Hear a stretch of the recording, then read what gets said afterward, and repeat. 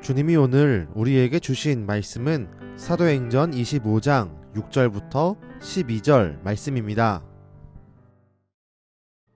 베스도가 그들 가운데서 8일 혹은 10일을 지낸 후 가이사라로 내려가서 이튿날 재판자리에 앉고 바울을 데려오라 명하니, 그가 나오매 예루살렘에서 내려온 유대인들이 둘러서서 여러 가지 중대한 사건으로 고발하되 능히 증거를 대지 못한지라 바울이 변명하여 이르되, 유대인의 율법이나 성전이나 가이사에게나 내가 도무지 죄를 범하지 아니하였노라.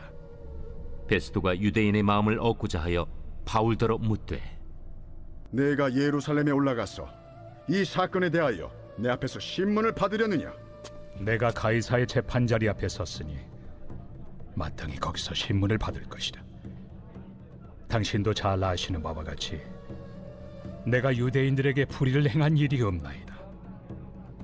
만일 내가 불의를 행하여 무슨 죽을 죄를 지었으면 죽기를 사양하지 아니할 것이나, 만일 이 사람들이 나를 고발하는 것이 다 사실이 아니면 아무도 나를 그들에게 내줄 수 없나이다.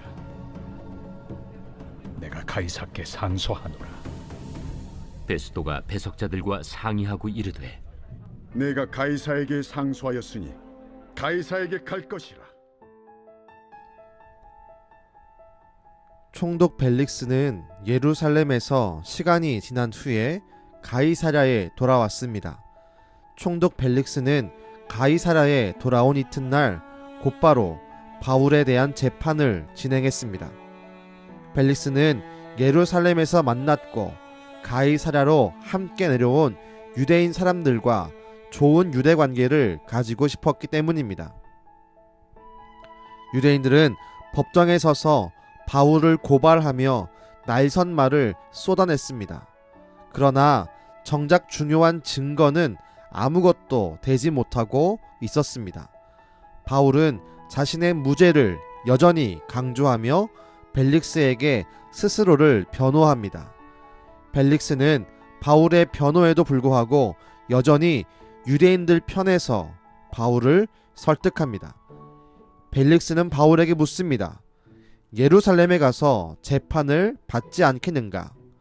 하지만 바울은 분명히 말하고 있습니다. 나는 황제의 법정에서 재판을 받을 것입니다. 결국 베스도는 바울의 말을 듣고 상소를 받아들여 바울을 로마에로 보내기로 결정했습니다. 우린 바울의 고백을 눈여겨보아야 합니다.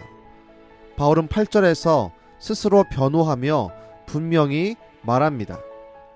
율법, 성전, 그리고 가이사에게 내가 도무지 죄를 범하지 아니하였습니다.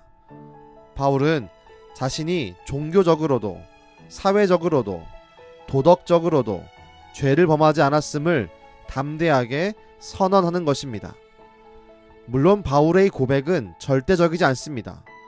바울은 스스로를 죄인의 괴수라고 부를 정도로 자신의 속에 있는 내적 죄를 자각하고 있는 사람이었습니다.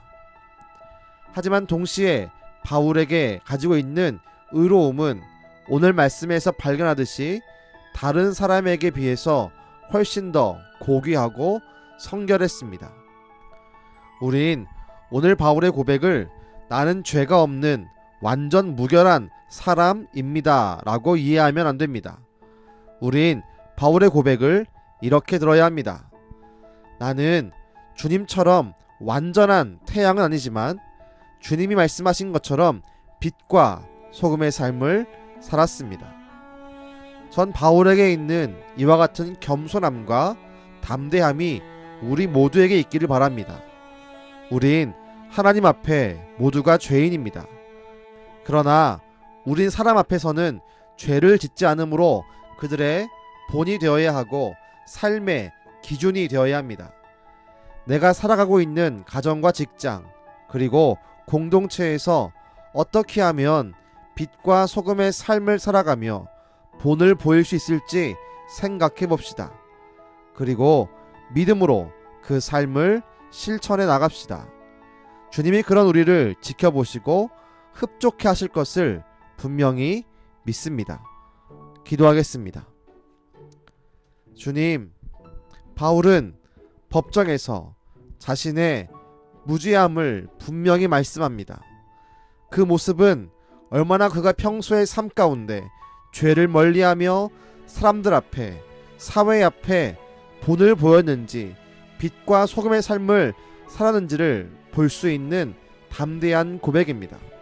주님, 우리가 하나님 앞에서는 나의 죄악됨을 고백하는 겸손함을 주시고, 사람들 앞에서는 우리의 거룩한 삶을 자랑하며 그들 가운데 본을 보이는 빛과 소금의 삶을 살아가는 놀라운 도구로, 하나님의 백성으로 살아가도록 우리 가운데 역사하여 주옵소서. 우리를 통해 이 땅 가운데 기준을 삼게 하시고 사람들에게 예수님을 알게 하시는 예수님의 이름으로 기도드렸습니다. 아멘.